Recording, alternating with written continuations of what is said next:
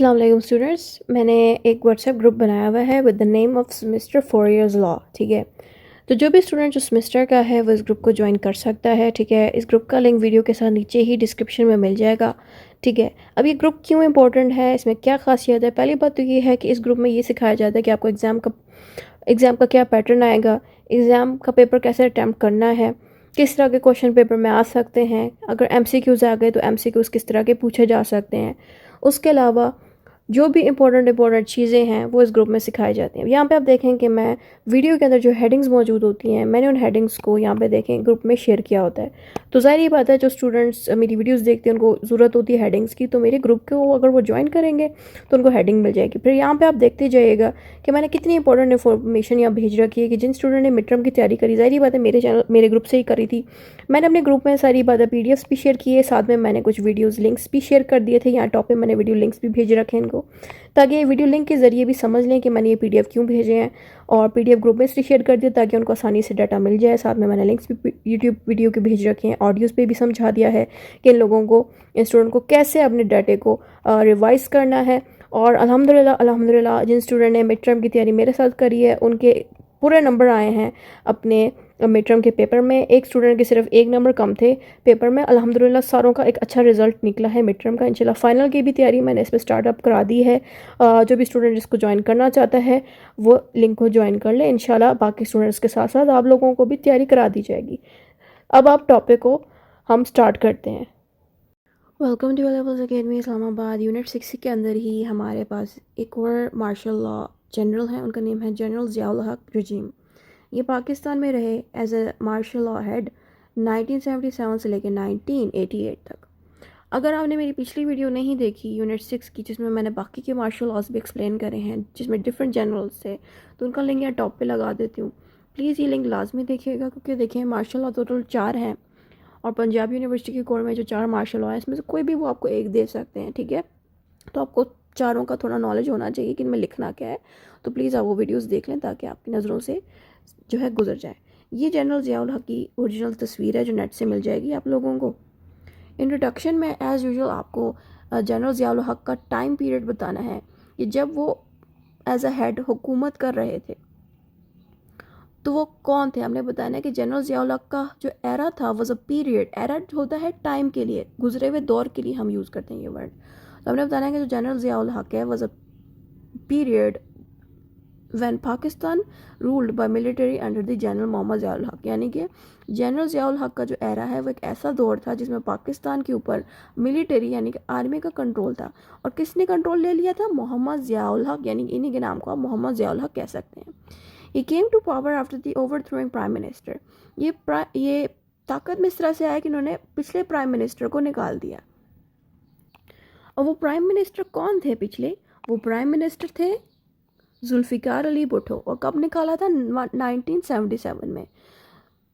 जुल्फ़िकार अली भुट्टो के बारे में, इससे तो पिछला मार्शल लॉ था ना, इस वाले से जो पीछे है उसमें ऑफ कोर्स जब वो वाले मार्शल लॉ हेड जब जा रहे थे तो उस वक्त सीट किसने ले ली थी? जुल्फ़िकार अली भुट्टो ने ले ली थी एज अ हेड। तो फिर ऑफ कोर्स वही फिर प्राइम मिनिस्टर भी बाद में बन गए। और जब ज़ियाउल हक आए 1977 में, फिर जुल्फ़िकार अली भुट्टो को निकाल दिया जिन्होंने पिछले मार्शल लॉ में सीट ली थी। और इनको निकाला कैसे गया? मिलिट्री कूप की मदद से। मिलिट्री कूप मीन्स फौजियों की मदद से, जो आर्मी वाले बंदे थे उनकी मदद से इनको निकाला। फिर आगे आता है his role lasted until 1966। यानी कि 1966 में इनका जो रोल है, जो एज अ लीडर उन्होंने रोल अदा किया, वो ख़त्म हो गया था इस साल में। And it is remembered for military rule. ये कह रहे हैं कि इस डेट को, ये जो साल है ना, इसी के अंदर बेसिकली जो मिलिट्री रूल था, जो मिलिट्री का कब्ज़ा था, यानी कि आर्मी का कब्ज़ा था, वो ख़त्म हो गया था। और इसी साल में इस्लामिक लॉज ज़्यादा लगाए गए। वैसे तो पहले भी पिछले मार्शल लॉज में भी हमने ये जाना कि Islamic law as it is use होंगे। इवन कॉन्स्टिट्यूशन की भी वीडियोज़ अगर आपने नहीं देखी, बट यहाँ पे लिंक लगा देती हूँ, उसमें भी हमने ये जाना था कि हमारे मुल्क का जो कॉन्स्टिट्यूशन है उसके अंदर सारे जो लॉज बनाए जाएंगे पाकिस्तान में वो इस्लाम के मुताबिक होंगे। कोई भी चीज़ इस्लाम के ख़िलाफ़ नहीं होनी चाहिए। तो इन्होंने क्या किया कि इस्लाम को मेन रिलीजन तो ऑब्वियसली रखा, साथ में कहा कि लॉज पे थोड़ी सख्ती इन्होंने करती कि कोई भी लॉ ऐसा नहीं होना चाहिए जो इस्लाम के ख़िलाफ़ हो। ठीक है, دوسری چیز سپریشن مینس کہ انہوں نے بہت زیادہ اپنا جو لیڈر کا رول تھا وہ بہت دکھایا اور لوگوں کو دبایا. سپریشن مینس لوگوں کو دبانا, لوگوں کو ڈرا کے دبانا, ٹھیک ہے, تو ان کا یہ رول بھی تھا. اس کے علاوہ انوالومنٹ ان افغانستان وار, اور جب یہ ایز اے ہیڈ بنے پاکستان میں تو انہوں نے جو افغانستان کے ساتھ جو جنگ تھی وہ ان کے دور میں بہت زیادہ بڑھ گئی تھی, ٹھیک ہے. انہوں نے مطلب اپنے آپ کو افغانستان وار میں بھی انوالو رکھا, یعنی کہ لڑائیاں کرتے رہے افغانستان کے ساتھ. یہ ہم نے تھوڑا بہت انٹروڈکشن جب دے دیا, آپ ان کا میننگ اینڈ ڈیفینیشن دیں گے. رجیم کا مطلب ہوتا ہے گورنمنٹ, مطلب گورنمنٹ جس کو کوئی بندہ یا کوئی لیڈر چلا رہا ہو, ٹھیک ہے. ویسے تو گورنمنٹ میں آف کورس مل کے ووٹنگ کے تھرو ہوتا ہے, ٹھیک ہے, سب کچھ. لیکن اب یہاں پہ کیا ہو رہا نا کہ ایک ہی پرسن آ کے پورے ملک کو چلا رہا ہے زبردستی, اپنی مرضی سے آیا ہے بغیر کسی ووٹس کے. تو اس جگہ پہ اس لیے ہم رجیم کا یوز کرتے ہیں موسٹلی, ٹھیک ہے, ایسی چیز پہ جس پہ ایک ہیڈ آ کے خود سے قبضہ کر لے یا خود سے ٹیک اوور کر لے کسی کنٹری کو.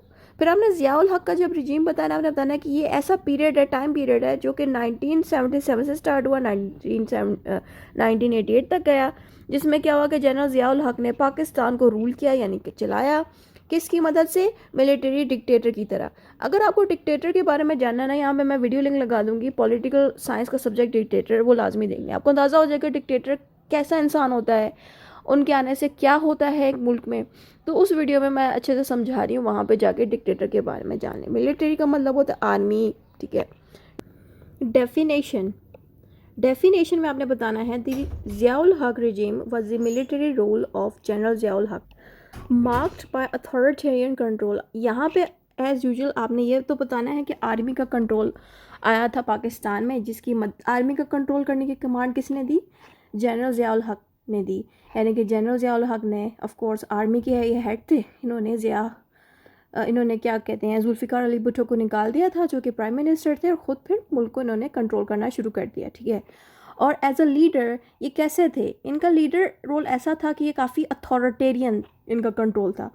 کنٹرول کا مطلب ہوتا ہے کسی کو کنٹرول کرنا, اپنی مطلب آپ کی مرضی سے اگلا بندہ کام کرے, اس کو کہتے ہیں کنٹرول. لیکن اتھارٹیرین کا مطلب ہے کہ اپنی اتھارٹی انہوں نے مینٹین رکھی, یعنی کہ جب تک یہ ضیاء الحق رہے ایز اے ہیڈ تو انہوں نے اپنی اتھارٹی برقرار رکھی, اور اپنی اتھارٹی کی مدد سے جو ہے اپنی طاقت کی مدد سے کنٹرول رکھا پاکستان پہ, پاکستان کے لوگوں پہ, تاکہ جو ہمارا ملک ہے وہ مزید خراب نہ ہو, وہ مزید تکلیف میں اور پریشانی میں نہ جائے. کیونکہ اس وقت ظاہری بات ہے پالیٹکس میں کافی لڑائی لگ گئی تھی, آپس میں پارٹیز لڑنے لگ گئی, تو اسی لیے انہوں نے یہ ایکشن لیا خود آگے ایز اے ہیڈ. اور انہوں نے جتنی بھی پاکستان میں پالیسیز لے کے آئے وہ ساری اسلام کے مطابق لے آئے. کون سی پالیسیز تھی وہ ہم آگے جانیں گے, تاکہ آپ کو اور اچھے سے سمجھ لگ جائے کہ اسلامک پالیسیز وہ کیسے لے کے آئے اور کون سی لے کے آئے. پھر آتے ہیں پولیٹیکل ریسٹرکشن. پالیٹکس میں انہوں نے ریسٹرکشنز ایسی لگا دیں کہ جیسے کہ ہم پالیٹکس میں اپنے پسندیدہ بندوں کو ووٹ دیتے تھے, اینڈ پھر وہ آگے کھڑے ہوتے تھے گورنمنٹ پہ, گورنمنٹ کی سیٹوں پہ بیٹھتے تھے, وہ سب چیزیں انہوں نے بند کرا دی, کیونکہ یہ خود آگے تھے, اس پوری گورنمنٹ پہ ان کا سارا کنٹرول آ گیا تھا ضیاء الحق کا. اس لیے پالیٹکس کو اب عام لوگ نہیں چلا سکتے تھے جب تک کہ یہ خود ایز اے ہیڈ ادھر تھے. اس کے علاوہ میجر انوالومنٹ ان ریجینز افیئرز, اس کے علاوہ جو ریجنل ایریاز تھے ان کے ساتھ بھی انہوں نے اچھا سا کانٹیکٹ رکھا, انوالومنٹ رکھی. یعنی کہ یہ جب ہیڈ بنے نا تو یہ لاپرواہ ہیڈ نہیں تھے, یہ ماشاءاللہ کافی قابل اور سمجھدار ہیڈ تھے. تو انہوں نے ہر جگہ پاکستان کے ہر کونے میں جو بھی علاقہ موجود تھا, جو ریجنز موجود تھے, وہاں پہ جا کے انہوں نے انوالومنٹ رکھی پاکستانی لوگوں سے. پھر اس کے ساتھ ساتھ انہوں نے افغانستان کی بھی جنگ میں بڑی مدد کی, کیونکہ افغانستان کی رشیا کے ساتھ جنگ لگی ہوئی تھی, اینڈ انہوں نے ہی ان کو ہیلپ کری. ٹھیک ہے, میں آگے جا کے بھی ساتھ سکھاتی جاؤں گی. بیک گراؤنڈ تھوڑا سا ہم نے دینا ہے. بیک گراؤنڈ نے ہم نے ذوالفقار علی بھٹو کے بارے میں تھوڑا سا بتانا ہے. دیکھیں یہاں میں صرف 3 لائنیں لکھی ہوئی ہیں اپنی آسانی کے لیے, کیونکہ آف کورس میں ویڈیو میں اگر زیادہ تفصیل دوں گی ضیاء الحق کی گورنمنٹ کے بارے میں تو یہ ویڈیو 1-2 گھنٹے کی بن جائے گی, ٹھیک ہے. اور نہ ہی اسٹوڈنٹس اتنا لمبا ڈیٹا پڑھنا پسند کرتے ہیں, نہ ہی اتنا ٹائم ہوتا لکھنے کا بھی ایگزام میں. تو جن اسٹوڈنٹس کو پوزیشن لینی ہے, اچھے نمبر لینے میں, ان کو یہی مشورہ دوں گی کہ اس والے پورشن میں آپ ذوالفقار علی بھٹو کی جو حکومت تھی وہ کیسے انسان تھے, انہوں نے گورنمنٹ کو کیسے چلایا, اور بعد میں ان کی اپوزٹ پارٹیز کے ساتھ کیسے لڑائی لگ گئی, وہ ساری انفارمیشن نیٹ پہ ہر جگہ موجود ہے. آپ وہاں سے نیٹ سے انفارمیشن لے کے یہاں پہ باتیں لکھ سکتے ہیں. پھر اس کے بعد یہاں پہ آپ بتا دیں کہ 1977 میں بھٹو کو گورنمنٹ میں کافی پرابلمز آئیں. میں نے صرف ٹو دا پوائنٹ بات لکھی ہے. ظاہری بات ہے ان جو بھٹو تھے نا, ذوالفقار علی بھٹو, ان کی جو اپوزٹ پارٹی تھی ان کی اور ان کی آپس میں لڑائی لگی. صحیح ہے, تو اس لیے میں نے ٹو دا پوائنٹ لکھا کہ اپوزٹ پارٹی ان کے خلاف کھڑے ہو گئے, پروٹیسٹ کیا. پروٹیسٹ میں سڑکوں پہ نکل جانا, ٹائروں کو جلانا, شور شرابہ لگانا, یہ چیزیں پروٹیسٹ ہوتی ہیں. اور لڑائی کس کے ساتھ لگی تھی ان کی؟ پولیٹیکل پارٹی کے ساتھ. تو اٹ مینس پالیٹکس میں انریسٹ آ گیا. انریسٹ مینس کہ جو چیز ریسٹ میں ہونی چاہیے, اسکول میں ہونی چاہیے, وہ اب انریسٹ ہو گئی ہے, یعنی کہ لڑائیاں لگ گئی ہیں. کس چیز میں لڑائی لگی ہے؟ پالیٹکس میں. ٹھیک ہے, تو اسی سے آپ کو اندازہ ہو گیا ہوگا کہ کیوں ذوالفقار علی بھٹو کے ساتھ بہت زیادہ برا اس وقت ہونا شروع ہو گیا, کیونکہ پالیٹکس میں بھی ان کا ساتھ غلط ہوا. ان ساتھ میں پھر جنرل ضیاء الحق اس لیے آگے تاکہ ملک کو بچا سکے, کیونکہ جس طرح کا پولیٹیکل ماحول ہو گیا تھا نا, اس میں پاکستان میں بہت کچھ غلط ہو رہا تھا. میں زیادہ بات ادھر بتا نہیں سکتی کیونکہ آف کورس جس طرح کی چیزیں ہوئی تھیں میں یہاں پہ وہ ورڈز یوز کروں گی نا, تو جو یوٹیوب ہے نا, وہ میری اس ویڈیو پہ ایج ریسٹرکشن لگا دے گا کہ یہ ویڈیو پہ بڑے لوگوں کے لیے ہو جائے گی, بچے نہیں دیکھ پائیں گے. اس لیے میں وہ ورڈ یوز ہی نہیں کرنا چاہتی. اس لیے اگر آپ لوگوں کو مزید اچھے سے باتیں جاننی ہیں کہ اس وقت بھٹو کے ساتھ کیا ہوا, ذوالفقار علی بھٹو کے ساتھ, تو آپ کو نیٹ پہ اور یوٹیوب پہ بے تحاشا اچھی انفارمیشن مل جائے گی. اس کے ساتھ ہم نے یہ بتانا ہے کہ 1977 میں جب ذوالفقار علی بھٹو کے ساتھ یہ لڑائیاں لگی ہوئی تھی, اسی دوران ہی جو ضیاء الحق تھے انہوں نے آرمی کے ذریعے, ملٹری کوپ کے ذریعے 5 جولائی کو 1977 کو ذوالفقار علی بھٹو کو ریموو کر دیا ان کی طاقت سے, یعنی کہ جس کرسی پہ ایز اے پرائم منسٹر یہ کام کر رہے تھے وہاں سے ان کو نکال دیا. ٹھیک ہے, تو اس طرح سے میں نے ٹو دا پوائنٹ بات کر دی. پھر میں نے بتایا کہ جو بھٹو تھے نکل تو وہ گئے تھے آلریڈی گورنمنٹ سے, کیونکہ ان کو ضیاء الحق نے نکال دیا, لیکن بعد میں ان کے ساتھ یہ ہوا ذوالفقار علی بھٹو کے ساتھ کہ ان کو بعد میں اریسٹ بھی کیا گیا, ان کو کورٹس کے چکر بھی لگانے پڑے. ٹرائل مینس کورٹ کے اندر چکر لگے ان کے, اینڈ بعد میں ان پہ ڈیسیجن یہ دیا گیا کہ ڈیتھ سینٹینس جو ہوتا ہے نا کورٹ میں ہوتا ہے, ڈیسیجن دینے کہہ دیا جاتا ہے اس کو عمر قید ہوگی, اس کو پھانسی ہوگی, اس کو ہم ایگزیکیوشن کہتے ہیں, ایگزیکیوٹیڈ. ٹھیک ہے, تو اس طرح کی چیز ان کے ساتھ ہوئی. تو یہاں میں نے ٹو دا پوائنٹ ہسٹری دی ہے کہ ان کو اریسٹ کیا گیا, ٹرائڈ ہوئے, ایگزیکیوٹیڈ ہوئے. یہ ساری جو انفارمیشن ہے یہ بہت ہی زیادہ لمبی ہے, اس لیے میں نے اس کو صرف ایک لائن میں لکھ کے بتا دیا کہ 1979 میں ان کے ساتھ یہ چیزیں ہوئیں. آپ چاہو تو ایک ہی لائن میں لکھ دو میری طرح, یا چاہو زیادہ تفصیل بھی نیٹ سے لے کے ڈال سکتے ہو تاکہ ایگزامینر آپ کی انفارمیشن سے متاثر ہو کے آپ کو اچھے نمبر دیں. نیکسٹ ہیڈنگ آتی ہے مارشل لا امپوزڈ. جیسے ضیاء الحق آئے, انہوں نے ذوالفقار علی بھٹو کو نکالا, تو انہوں نے کیا کیا, ملک میں مارشل لا لگا دیا. مارشل لا کیا ہوتا ہے؟ مارشل لا یہ ہوتا ہے نا کہ ہمارا ملک ایک کانسٹیٹیوشن پہ چلتا ہے. کانسٹیٹیوشن کیا ہوتا ہے وہ بھی سمجھا دیتے ہو اگر آپ کو نہیں پتہ اس کا مطلب.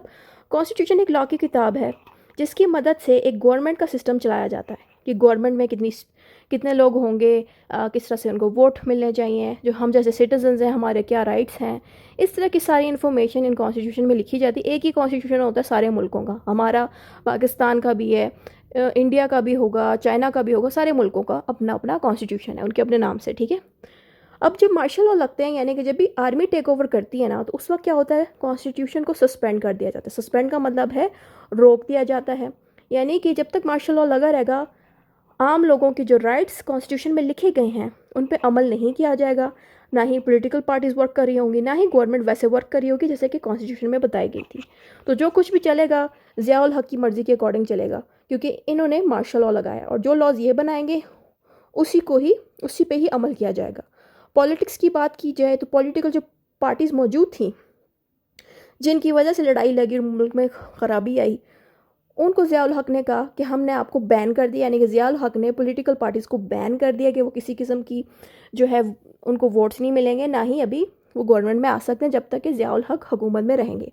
اس کے ساتھ ساتھ جو ہم جیسے نارمل سٹیزنز ہیں, ہمارے رائٹس, ہم جیسے سول لوگوں کے رائٹس بھی لمٹ کر دیے گئے. ٹھیک ہے, لبرٹیز کو کہتے ہیں رائٹس, لمیٹڈ کا مطلب ہے کم کر دیے گا. وہ کون سے رائٹس ہیں جو کم ہو گئے؟ کانسٹیٹیوشن کے اندر ہم انسانوں کے بہت سے رائٹس ہیں. ایک ایگزامپل میں دیتی ہوں.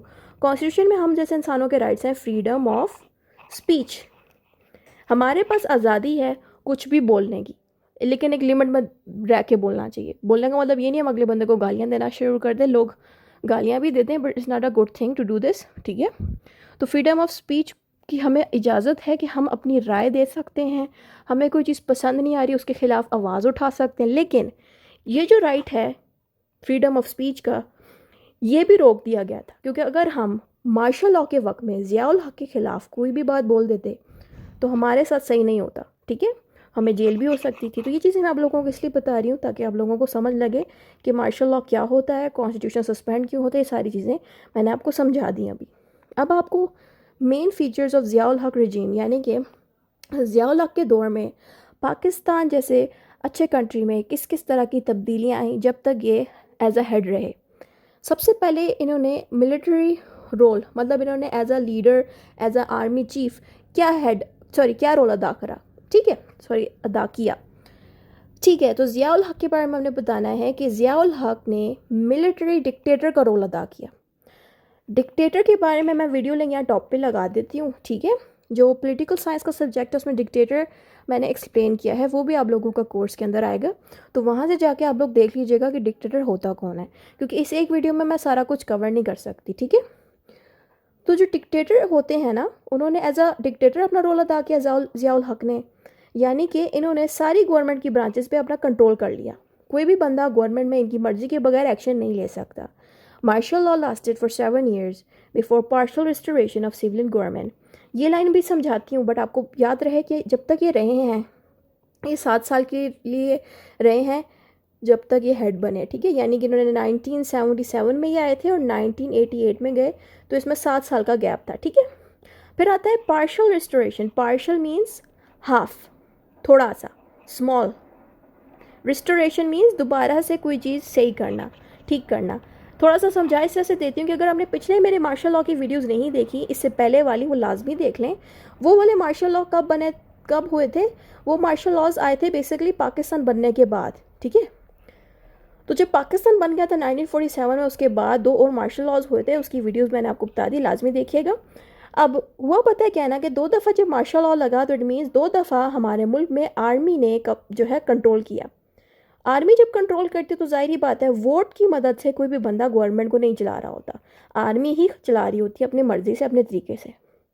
2 دفعہ جب آرمی آ کے چلی گئی تو ضیاء الحق فوراً نہیں آئے تھے، ضیاء الحق بعد میں آئے تھے، اس سے پہلے یعنی کہ 2 دفعہ جب آرمی والے لوگ آ چکے as a head martial law کے بعد، اس کے بعد ذوالفقار علی بھٹو نے حکومت کی تھی پاکستان پر. ذوالفقار ایک آرمی آفیسر نہیں تھے، نہ ہی آرمی چیف تھے، یہ ہم جیسے ہی عام سٹیزن تھے، سویلین تھے، ٹھیک ہے. تو یہ جو ذوالفقار علی بھٹو ہے، جن کا میں آلریڈی اوپر بتا چکی ہوں اسی ویڈیو میں، ہم جیسے عام سٹیزن تھے، تو انہوں نے گورنمنٹ کے اندر سویلین گورنمنٹ کو دوبارہ سے واپس لے کے، سویلین مینس ہم جیسے جو عام بندے ہیں نا، ان کو سویلینز کہا جاتا ہے. تو اس لیے ہمارے لیے انہوں نے، ذوالفقار علی بھٹو نے نارمل سویلین گورنمنٹ کرنے کی کوشش کی، لیکن آدھی ہی ریسٹور ہو پائی سویلین گورنمنٹ. دوبارہ سے پھر مارشل لاء لگنے سے یہ سویلین گورنمنٹ کی بجائے ملٹری گورنمنٹ بن گئی. سمجھ آ رہی ہے؟ یعنی کہ ذوالفقار علی بھٹو کی وجہ سے گورنمنٹ تھوڑی سی نارمل سویلین گورنمنٹ جیسی بن گئی، جس میں لوگ ووٹ دے کے آتے تھے. لیکن مارشل لاء لگنے سے کیا ہوا، دوبارہ سے وہ سویلین گورنمنٹ ملٹری یعنی کہ آرمی والی گورنمنٹ بن گئی، جس میں ووٹنگ سسٹم روک دیا گیا اور سارا کچھ ضیاء الحق کے کنٹرول میں آ گیا، ٹھیک ہے. تو یہ چیزیں میں نے بتا دی. پھر آتا ہے اسلامائزیشن آف پاکستان. اب آپ نے یہاں پہ یہ بتانا ہے کہ انہوں نے، ضیاء الحق نے اسلام کے بارے میں کیسی چیزیں ہمیں بتائیں. انہوں نے کیا کیا کہ اسلامک لاء یعنی کہ شریعہ لاء انٹروڈیوس کرا دیا پاکستان میں. ویسے تو پاکستان میں اسلامک لاء پہلے سے تھا، بٹ زیادہ اچھے سے انہوں نے شریعہ لاء کو بھی ڈلوا دیا. شریعہ لاء ہوتا کیا ہے؟ اس کے اندر سارا کچھ یہ بتایا جاتا ہے کہ کوئی بھی لاء جو بنایا جائے گا وہ قرآن اینڈ سنت کے مطابق بنایا جائے گا. یعنی کہ جو کچھ بھی اللہ پاک نے قرآن میں بتایا ہے اور جو کچھ بھی سننا یعنی کہ حضور پاک صلی اللہ علیہ وسلم نے گائیڈ کیا ہے ہمیں اسلام کے مطابق، ویسے ہی پاکستان کو چلایا جائے گا. یہی چیز شریعہ میں لکھی جاتی ہے. اسی شریعہ کے اندر حدود آرڈرنس بھی ہوتا ہے. حدود کیا ہوتا ہے؟ حد والے لاز. حد کیا ہوتا ہے؟ یہ آپ کو نیکسٹ سیمسٹر کرمنل لاء کے سبجیکٹ میں بھی آئے گا.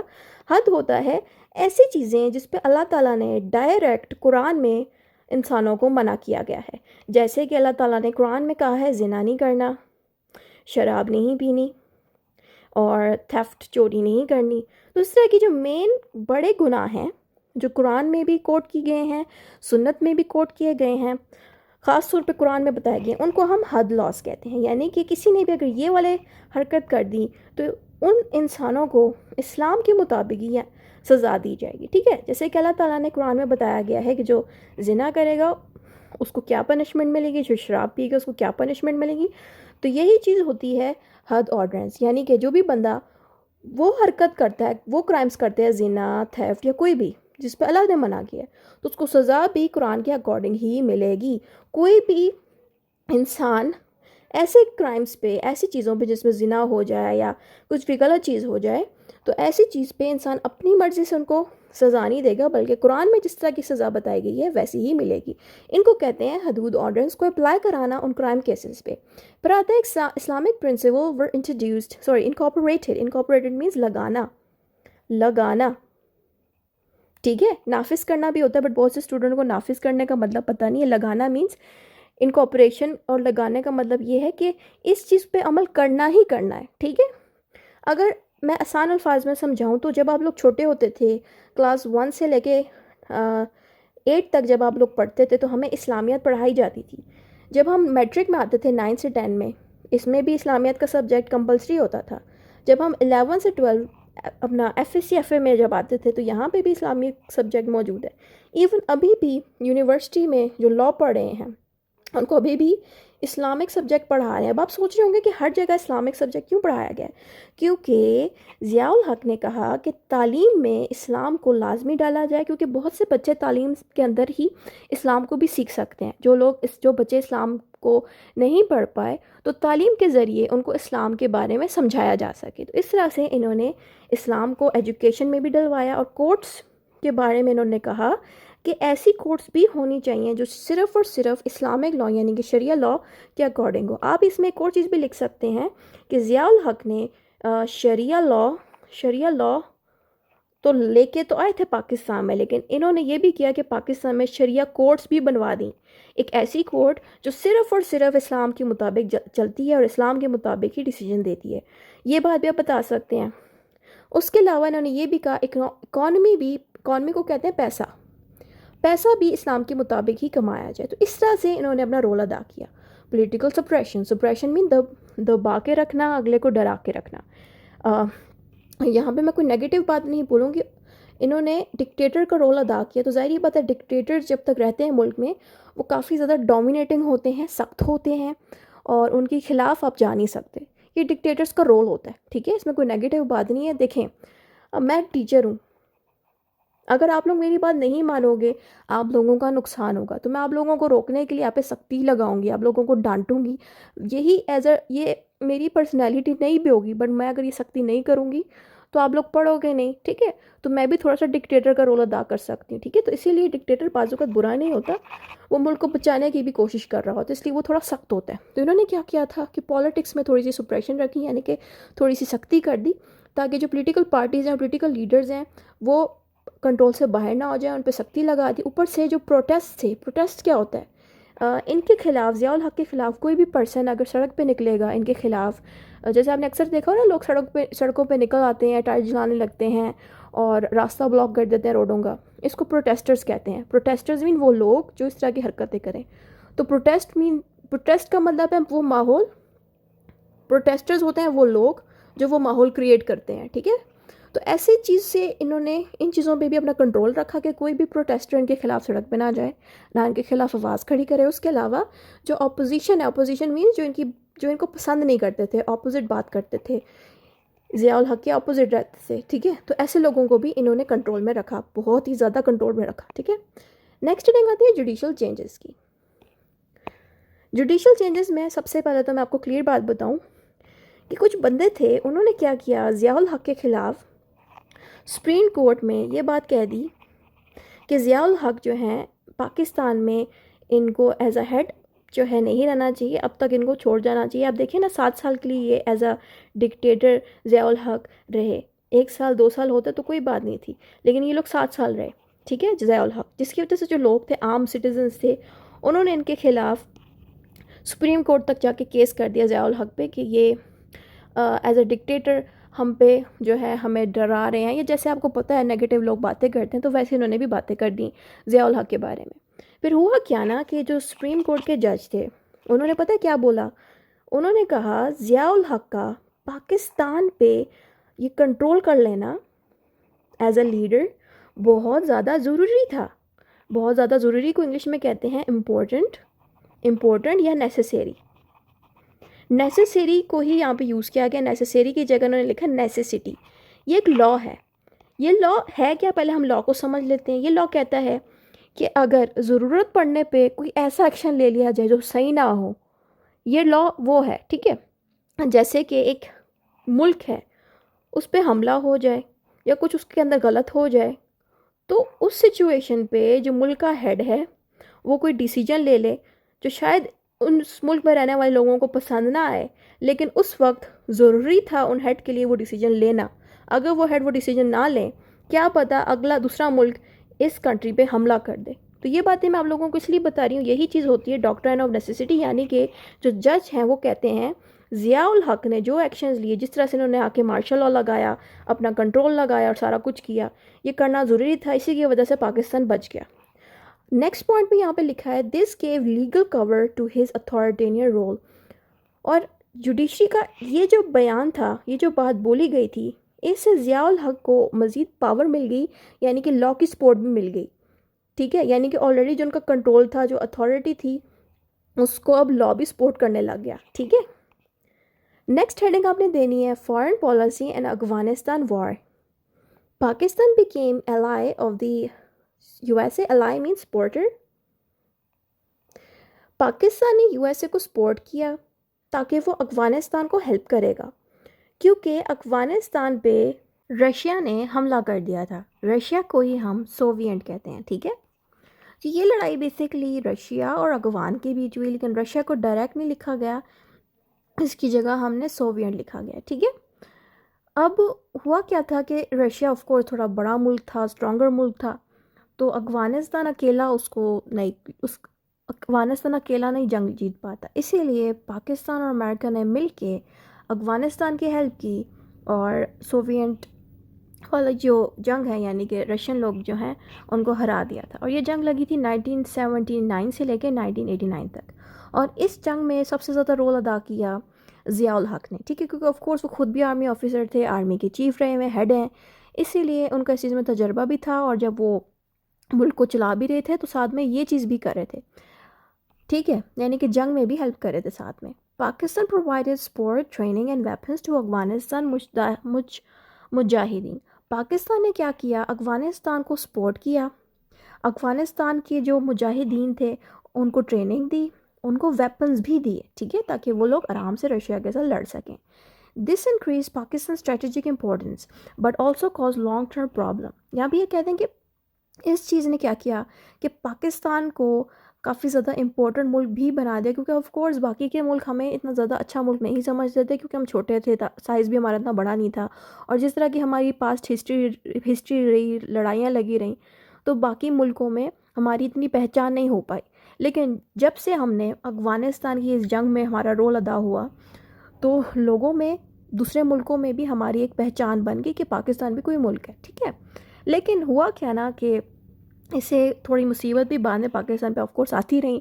ٹھیک ہے، ڈفرینٹ قسم کی، جیسے کہ کچھ اچھے لوگ تھے پاکستان کو سپورٹ کرنے والے تھے، کچھ ایسے بھی تھے جو پاکستان کے خلاف بھی چلے گئے.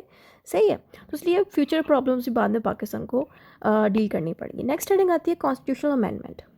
ضیاء الحق نے 18th امینڈمنٹ 1985 بنایا. ٹھیک ہے، یعنی کہ انہوں نے، ضیاء الحق نے یہ امینڈمنٹ بنایا. امینڈمنٹ بیسکلی ایک لا ہے جو انہوں نے بنایا. ٹھیک ہے، اس لا میں ہوا کیا تھا؟ اس لا میں یہ بتایا گیا کہ فیوچر کا جو پریزیڈنٹ ہے وہ زیادہ اسٹرانگ ہوگا.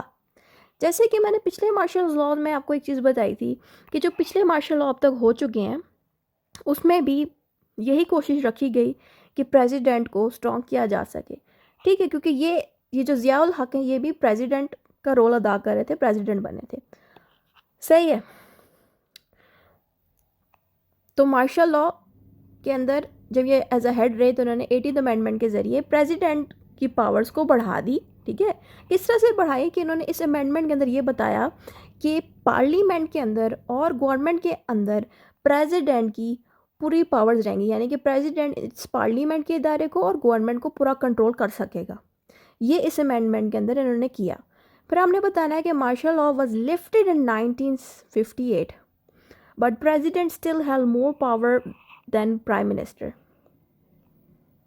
یہاں پہ یہ کہہ یہ رہے ہیں کہ مارشل لاء نے پاکستان کے اندر جب تک مارشل لاء 1958 تک رہا تو کئی ساری چیزیں آف کورس مارشل لاء کی وجہ سے یعنی کہ ضیاء الحق کی وجہ سے پاکستان میں امپروو ہو گئیں، بہتر ہو گئیں. اور یہاں پہ یہ بھی بتایا گیا کہ مارشل لاء ختم ہونے کے بعد بھی جو پریزیڈنٹ تھے ان کے پاس پاورز جو زیادہ چھوڑ دی تھیں، ضیاء الحق نے زیادہ بنا دی تھیں، وہ پاورز ایز اٹ از زیادہ رہیں پرائم منسٹر کے. دیکھیں عام طور پہ پرائم منسٹر کے پاس زیادہ پاور ہوتی ہے، پریزیڈنٹس کے پاس نہیں ہوتی، لیکن اس 18th امینڈمنٹ کی وجہ سے ضیاء الحق اگر چھوڑ کے بھی چلے جاتے تب بھی پریزیڈنٹ کے پاس جو انہوں نے پاورز بڑھائی تھیں وہ پاورز ابھی بھی پریزیڈنٹ کے پاس رہیں گی، جو کہ نقصان دہ اس لیے تھا نا کہ پرائم منسٹر کا پھر کوئی اتنا سنتا نہیں، سارے پھر پریزیڈنٹ کی بات مانتے اور پریزیڈنٹ کا ہی سارا کنٹرول پھر ہوتا. ٹھیک ہے، ابھی تو آف کورس فیوچر کی بات کی جائے، آج 2026 کے سال کی بات کی جائے تو زیادہ پاورز کس کے پاس ہیں؟ پرائم منسٹر کے پاس ہیں. اس دور میں زیادہ پاورز آف کورس پریزیڈنٹ کو دی گئی تھی. نیکسٹ ہیڈنگ آتی ہے ہمارے پاس اکانومی اینڈ سوسائٹی کی. ہم نے بتانا ہے کہ انہوں نے اکانومی کو بھی یعنی کہ پیسے کو بھی بڑھانے کی کوشش کی تھی ضیاء الحق نے جب تک کہ وہ حکومت میں رہے. Some economic growth occurred due to foreign aids, especially from USA.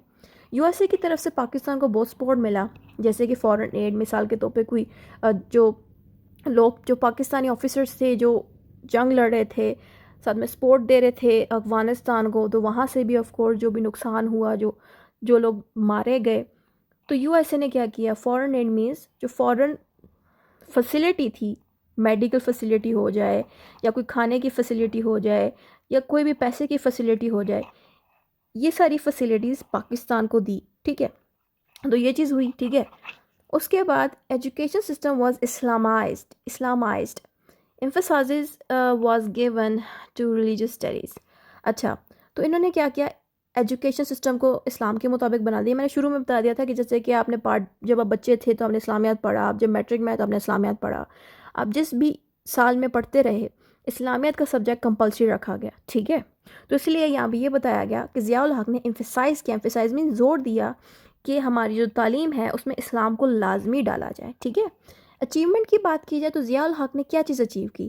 Zia الحق کی موجودگی میں ہمارا ملک بہت زیادہ اسلامک ہو گیا، یعنی کہ ہمارے ملک میں ایسی کورس بنا دی گئی تھی جس کا نام تھا شریعہ کوڈ.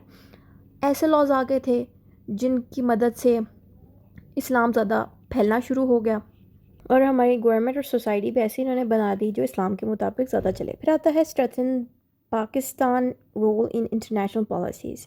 انہوں نے کیا کیا کہ پاکستان کا بھی بڑا اچھا امپریشن بنا دیا، اور باہر کے جو ملک کی کنٹریز سے یعنی کہ جتنے بھی کنٹریز سے ان سب کے ساتھ پاکستان لنک پہ آ گیا، کانٹیکٹ پہ آ گیا. ٹھیک ہے، کانٹیکٹ ایزیلی کر سکتا تھا پاکستان. یہ چیز بڑی اسٹرانگ کر دی، کیونکہ پہلے اگر کانٹیکٹ کرنا بھی چاہتا تھا پاکستان تو آف کورس باقی کے ملک نہیں مطلب سپورٹ دیتے تھے اور نہ ہی پاکستان سے کانٹیکٹ کرتے تھے. بٹ ان کی وجہ سے کیا ہوا کہ پاکستان کی اہمیت بڑھ گئی دوسرے ملکوں میں بھی، اسپیشلی ڈیورنگ دی افغانستان وار. اور افغانستان وار کی وجہ سے بہت زیادہ لوگوں کو پتہ لگ گیا کہ پاکستان جیسا بھی کوئی ملک موجود ہے جس کے پاس اتنی طاقت ہے کہ وہ رشیا جیسے بڑے ملک کے ساتھ جنگ کر کے رشیا کو ہرا سکتا ہے. تو اسی وجہ سے کیا ہوا کہ دوسرے ملکوں نے پاکستان کو اپریشیٹ کیا اور انٹرنیشنل ڈیلنگ میں بھی پاکستان کے ملک کو انوالو کیا. Maintain relative political stability during his rule. اور پالیٹکس میں یہ اسٹیبلٹی لے کے آیا، یعنی کہ آپس میں پارٹیز کو لڑنے انہوں نے نہیں دیا. کیونکہ یاد ہے جب میں نے سٹارٹ کی تھی اس ٹاپک کو سٹارٹ کیا تھا تو میں نے کہا کہ پولیٹیکل پارٹیز آپس میں لڑ پڑے تھے، جو عام سٹیزنز تھے جو ووٹ لے کے آئے تھے آپس میں وہ لڑ پڑے تھے. تو ان کی موجودگی میں کسی کی اتنی مجال نہیں تھی کہ وہ دوبارہ سے پولیٹیکل پارٹی جو ہے لڑے.